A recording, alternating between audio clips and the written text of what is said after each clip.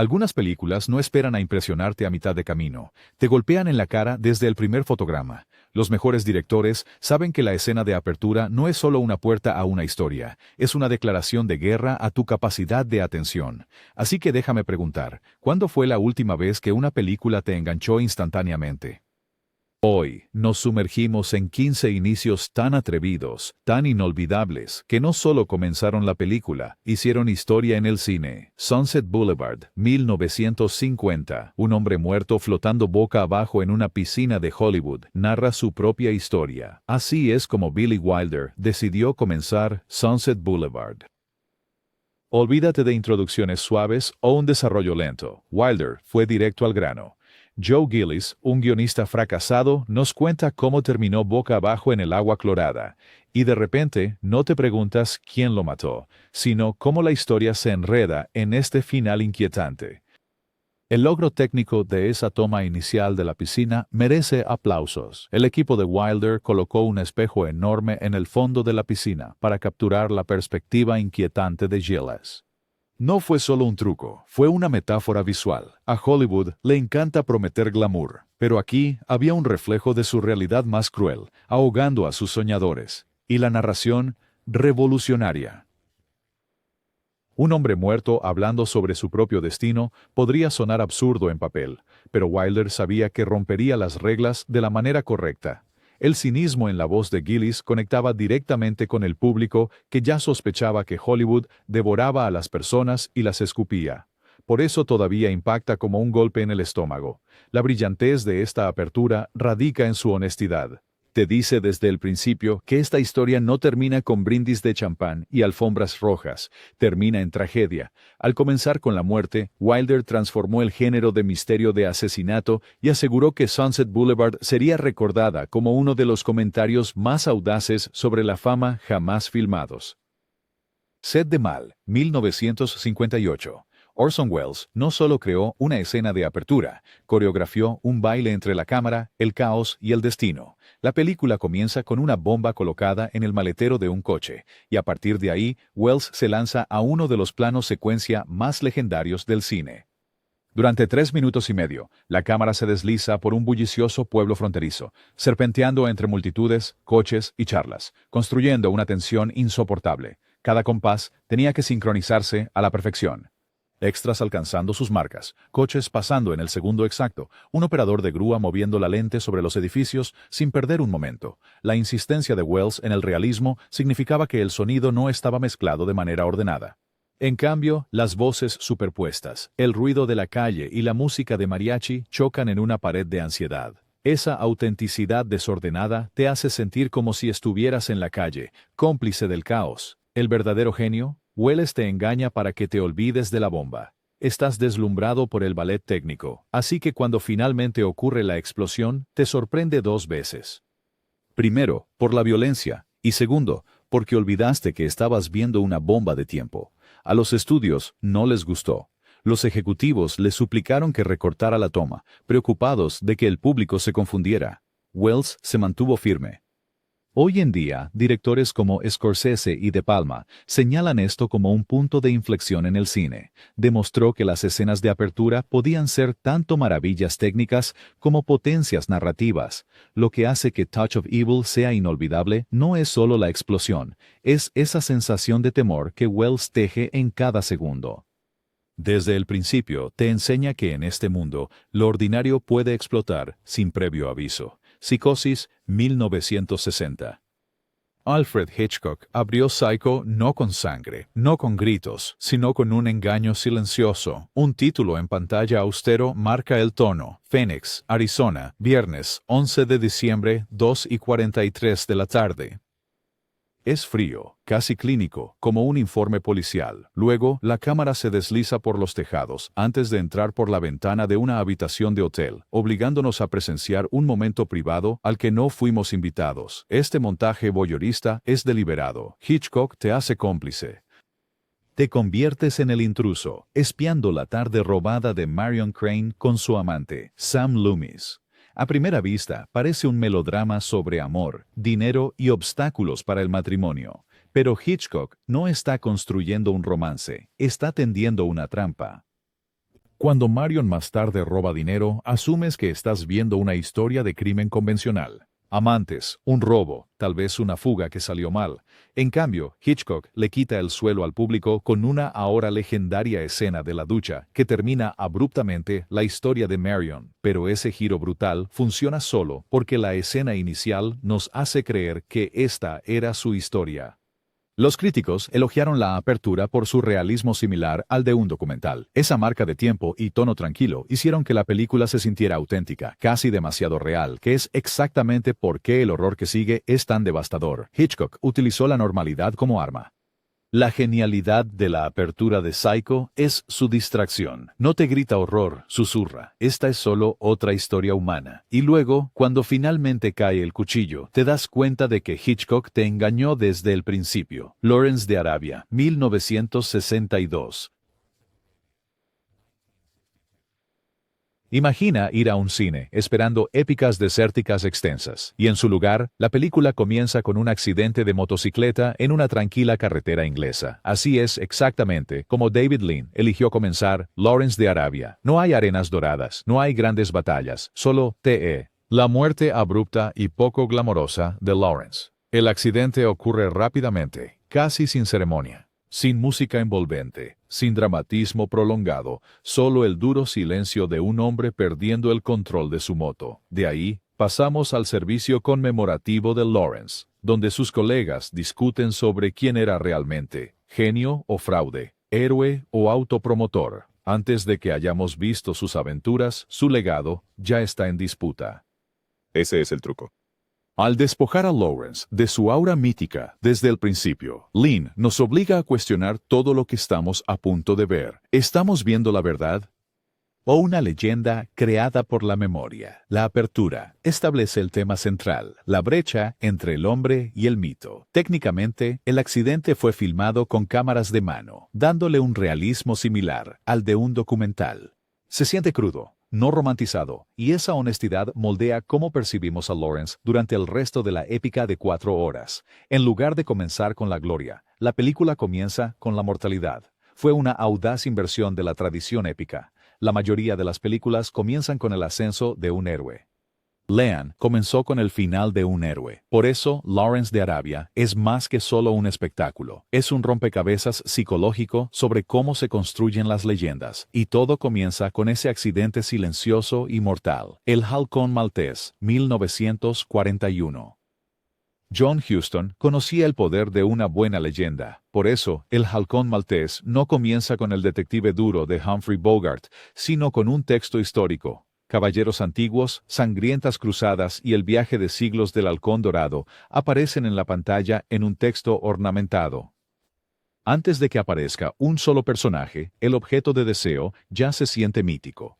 Luego viene el corte brusco.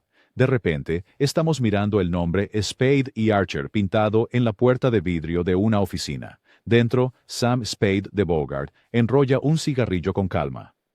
Así, Huston rompe la ilusión de grandeza con la arenosa realidad llena de humo de la vida del detective moderno. Ese cambio abrupto de la leyenda grandiosa al cinismo cotidiano establece la tensión central de la película, un objeto glamuroso que convierte a hombres comunes en intrigantes, mentirosos y asesinos. El halcón ya no es solo un accesorio, es un símbolo de obsesión lo suficientemente poderoso como para distorsionar la realidad. La apertura de Huston cumplió 2 propósitos. Primero, educó a las audiencias que no habían leído la novela de Dashiell Hammett. Segundo, elevó el MacGuffin a algo más grande que un tesoro. Para cuando descubrimos que el halcón es falso, la traición duele, porque nosotros también fuimos arrastrados por su mito. Los historiadores del cine acreditan esta apertura como un modelo para la narración moderna. Piensa En busca del arca perdida, con sus reliquias, o El maletín brillante de Tarantino en Pulp Fiction. Todos se remontan a la decisión de Huston de comenzar con la leyenda. La genialidad de la apertura de El halcón maltés radica en cómo nos manipula. Queremos creer en la grandeza del pasado, solo para ser arrastrados de nuevo al humo y las sombras del presente. Con la muerte en los talones, 1959. Antes de que Cary Grant corra por los campos de maíz esquivando fumigadoras, Con la muerte en los talones ya había enganchado al público con una secuencia de títulos que se sentía viva. Diseñados por Saul Bass, los créditos no solo Boston, SAR, solo aparecen en la pantalla. Se mueven, deslizándose y deslizándose por una cuadrícula verde brillante como si intentaran escapar de ser capturados. Para 1959, esto fue innovador. Bass fue pionero en la tipografía cinética aquí, convirtiendo letras en actores. Los nombres no se quedaban quietos, se movían en diagonal, subían rápidamente y luego desaparecían, obligando al público a perseguirlos. La cuadrícula detrás del texto creaba una sutil sensación de paranoia, como estar atrapado en un rompecabezas sin salida. Luego, en una de las transiciones más fluidas del cine, esa cuadrícula se disuelve en las ventanas de vidrio de un rascacielos de Manhattan. De repente, los créditos ya no eran arte abstracto, eran parte del mundo real. Alfred Hitchcock colaboró estrechamente con Bass para asegurarse de que la precisión de los gráficos coincidiera con la meticulosa planificación de la película. Cada línea, cada cambio era intencional, reflejando el tema de la identidad equivocada y la persecución implacable que impulsa la historia. No era solo estilo por el estilo. Esta secuencia te decía exactamente qué tipo de película ibas a ver. Elegante, moderna, sofisticada, pero constantemente desorientadora. Nadie había visto nunca los créditos comportarse de esta manera antes. Diseñadores desde Maurice Bender, de James Bond, hasta programas de televisión de prestigio moderno, han tomado prestada la audaz innovación de Bass. Lo que hace legendaria esta apertura es cómo transforma algo que el público antes ignoraba, los créditos, en un evento visual. Desde el principio, North by Northwest no pide educadamente tu atención. La agarra, la sacude y te dice que prestes atención, porque el peligro ya está en marcha. The Third Man. 1949. La mayoría de las películas noir comienzan con calles sombrías y cuernos ominosos. El tercer hombre hace exactamente lo contrario.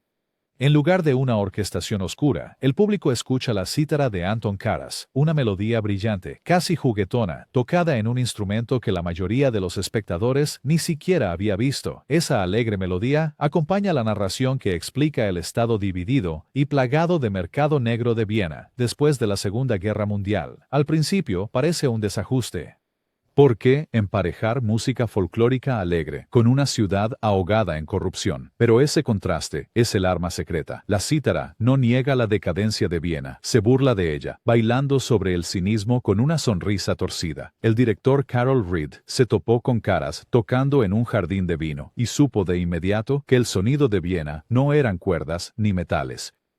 Era este extraño instrumento casero que podía sonar tanto inocente como astuto. El resultado fue más que solo un tema de fondo. La cítara se convirtió en un personaje, encarnando las contradicciones de la Europa de posguerra, el encanto del viejo mundo enmascarando un oportunismo sombrío.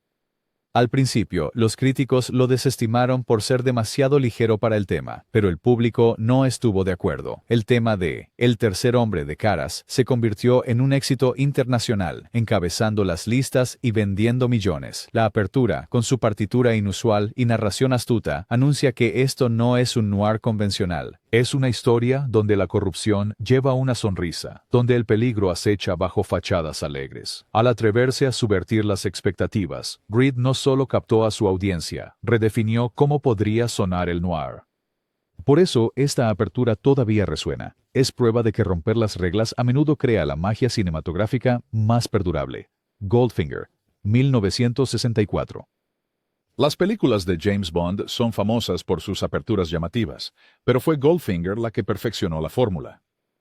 Antes de que comiencen los créditos, el Bond de Sean Connery ya está en medio de una mini película, infiltrándose en un complejo enemigo, provocando una explosión, y luego, en un gesto inolvidable, quitándose un traje de neopreno para revelar un impecable smoking debajo. Esa imagen por sí sola te decía todo sobre Bond, un hombre igualmente cómodo, haciendo explotar cosas y bebiendo champán. Y luego vino la frase ingeniosa que selló el trato. Después de electrocutar a un asesino, Connery sonríe y dice: impactante, positivamente impactante. Es puro Bond, violencia mortal, acentuada por un humor seco. Lo que hace que esta apertura sea brillante es que está completamente desvinculada de la trama principal de la película. El director Guy Hamilton quería que la primera escena fuera su propia aventura independiente, un preludio que estableciera el mundo de Bond antes de que la historia realmente comenzara.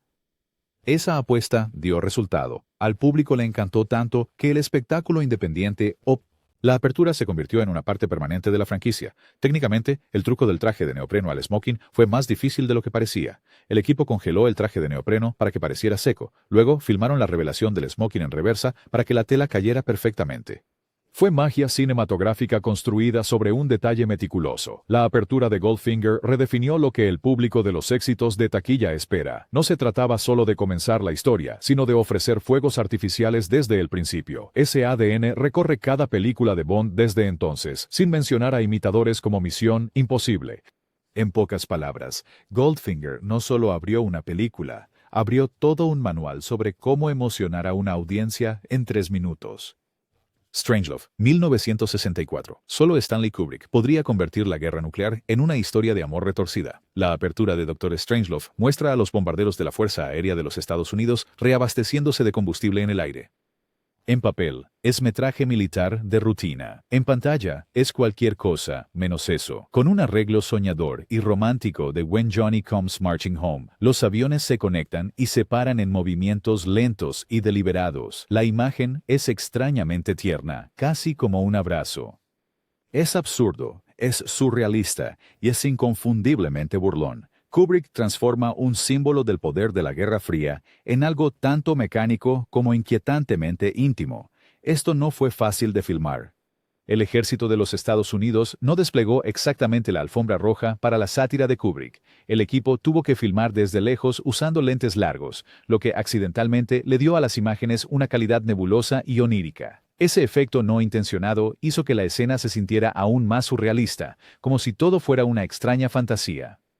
Lo que hace que la apertura sea inolvidable es el cambio brusco de tono. En lugar de patriotismo exaltante, obtienes ironía. En lugar de gloria, obtienes ridículo. La yuxtaposición te dice inmediatamente qué tipo de película estás viendo. Una que se burla de las mismas instituciones que está retratando. Los críticos de la época estaban divididos, pero la secuencia se ha vuelto icónica desde entonces.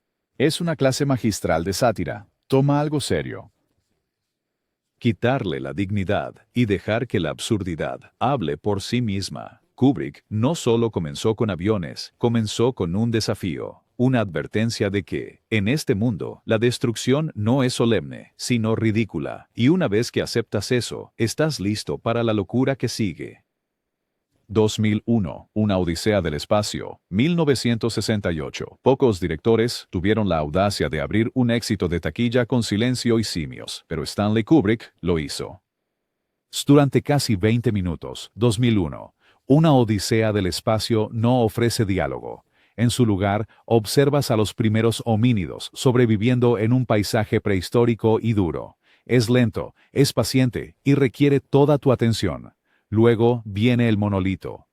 Un elegante rectángulo negro aparece entre las rocas, alienígena y perfecto en su geometría. Su presencia despierta curiosidad, miedo y, finalmente, transformación. Cuando uno de los simios se da cuenta de que un hueso puede usarse como arma, el cine mismo cambia. El momento está marcado por uno de los cortes más grandes en la historia del cine. Un hueso lanzado al aire se transforma sin problemas en un satélite en órbita millones de años después. En ese único corte, Kubrick comprimió toda la historia del progreso humano, desde herramientas primitivas hasta tecnología espacial. Sin exposición, sin diálogo, solo narración visual pura. Es audaz, casi arrogante, pero funciona. En su momento, muchos críticos estaban desconcertados. Algunos lo llamaron aburrido, otros lo llamaron genial, pero lo que es innegable es su influencia. Directores desde Terrence Malick hasta Denis Villeneuve han perseguido el tipo de poder meditativo y sin palabras que Kubrick desató en esos primeros 20 minutos. La apertura de 2001 no es solo una introducción. Es una lección de filosofía. Te obliga a confrontar la evolución, la tecnología y el destino sin una sola línea hablada. No es entretenimiento en el sentido tradicional, es cine como un gran sermón visual sobre lo que significa ser humano. Y si todavía estabas en tu asiento después de esa apertura, sabías que estabas listo para cualquier viaje alucinante que Kubrick tuviera preparado. Tiburón, 1975. Comienza con una chica corriendo hacia el océano para un baño de medianoche. La cámara se sumerge bajo el agua, y de repente, ya no estamos observando, estamos acechando. La partitura de 2 notas de John Williams comienza, simple, pero aterradora. horrorizante, mientras algo invisible circula abajo. Luego, ataca. Ella se agita, grita y es arrastrada violentamente bajo la superficie. Silencio. El público se aferra a los reposabrazos, conmocionado antes de que la historia siquiera comience. Lo que hace que la apertura de Tiburón sea tan efectiva no es solo el ataque en sí, sino lo que Spielberg retiene. Nunca vemos al tiburón. En cambio, vemos el cuerpo de la chica siendo arrastrado por el agua, su voz resonando en la oscura playa. El depredador invisible se vuelve infinitamente más aterrador que cualquier tiburón de goma podría ser. La música de Williams hace el resto, transformando dos notas en un símbolo de puro terror. Spielberg tenía solo 20 años cuando hizo Tiburón. Sin embargo, entendía una verdad básica del horror. La imaginación es más aterradora que la realidad. Al permitir que la audiencia imagine al monstruo en sus propias mentes, convirtió el miedo en un arma. ¿El resultado? Las audiencias estaban enganchadas antes de que los créditos siquiera terminaran.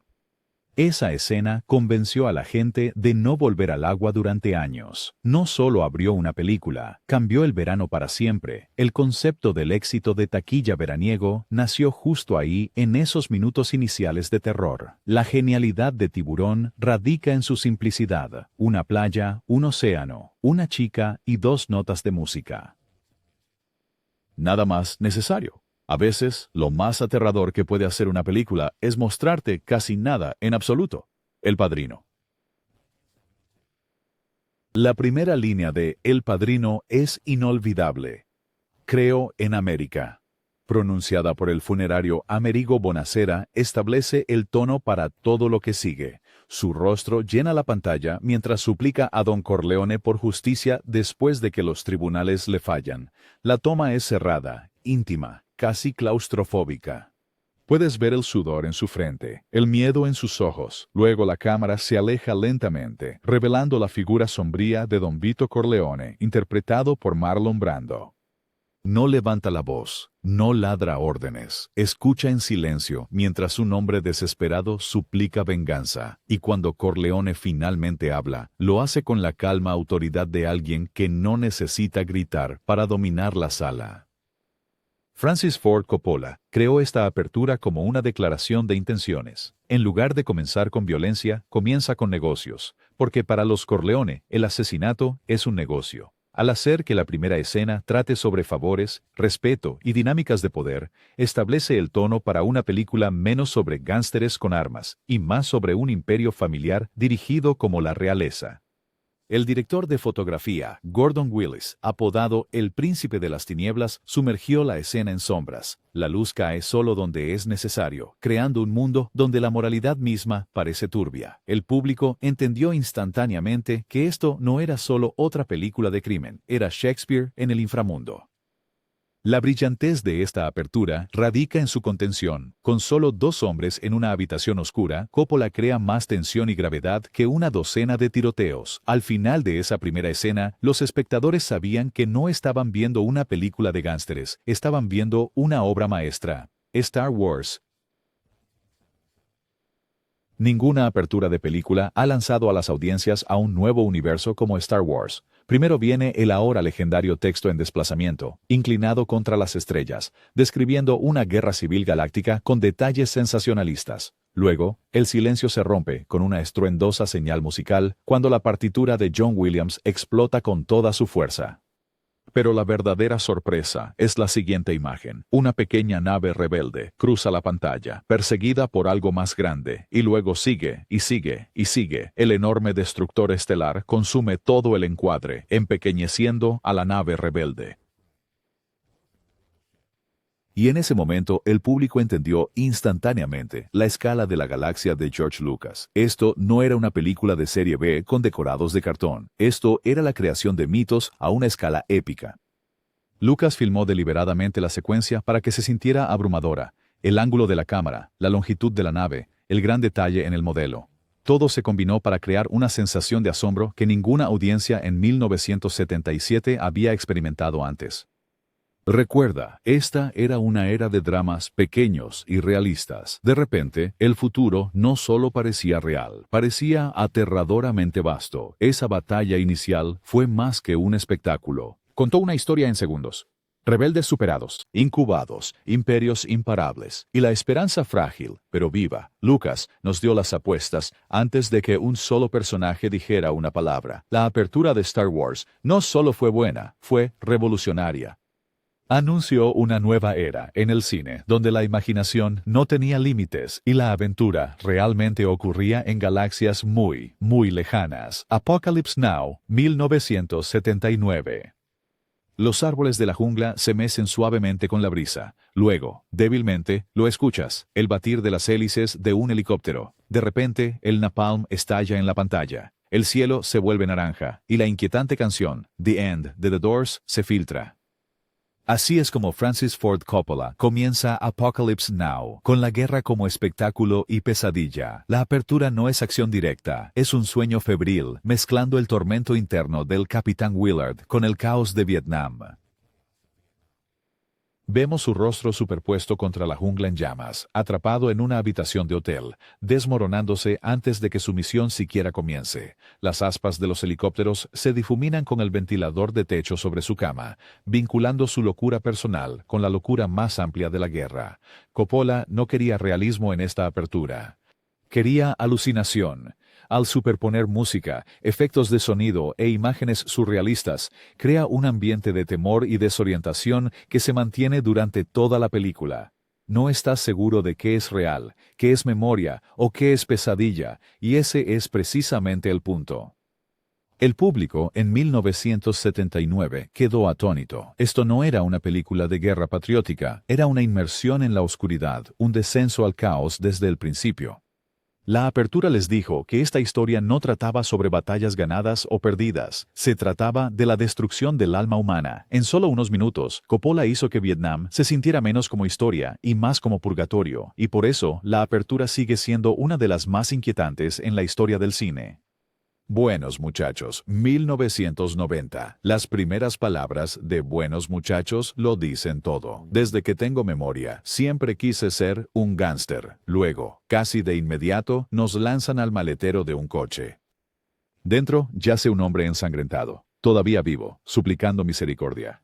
Los personajes de Joe Pesci y Robert De Niro terminan el trabajo brutalmente, y Henry Hill, de Ray Liotta, enciende un cigarrillo con indiferencia, como si nada hubiera pasado. Es impactante, es violento y es extrañamente casual. El director Martin Scorsese sabía exactamente lo que estaba haciendo. En lugar de introducir al público suavemente en la vida de Henry, los lanzó directamente a la brutalidad, y luego dejó que la suave narración de Henry nos guiara a través de la locura. Ese contraste, horror en pantalla, explicación calmada y voz en off, hace que la apertura sea inolvidable. La edición es precisa, el fotograma congelado es icónico, y la narración establece instantáneamente el ritmo de la película. Henry Hill no solo está contando una historia, te está seduciendo, atrayéndote al mundo glamoroso pero aterrador del crimen organizado. Los críticos aclamaron esta apertura como una clase magistral en la creación de tono. En solo unos minutos, Scorsese nos da toda la tesis. El crimen parece genial, se siente genial, pero está empapado de sangre. La audiencia no tiene tiempo para aclimatarse. Son sumergidos de cabeza en la violencia, la risa y la complicidad. La genialidad de la apertura de Goodfellas es cómo establece intimidad. Henry te habla como un amigo compartiendo secretos, y antes de que te des cuenta, estás en el viaje, sin importar lo feo que se ponga. Ahí lo tienes, 15 aperturas que no solo iniciaron películas, se grabaron en la historia del cine, desde narradores muertos en piscinas hasta naves espaciales que se extendían por el cielo. Estos directores entendieron una cosa. Los primeros minutos pueden hacer o deshacer todo, así que ahora es tu turno. ¿Qué escena de apertura te atrapó y nunca te soltó? Déjala en los comentarios, suscríbete y comparte esto con un amigo cinéfilo. Porque recuerda, en el cine, a veces la primera toma es el golpe de knockout.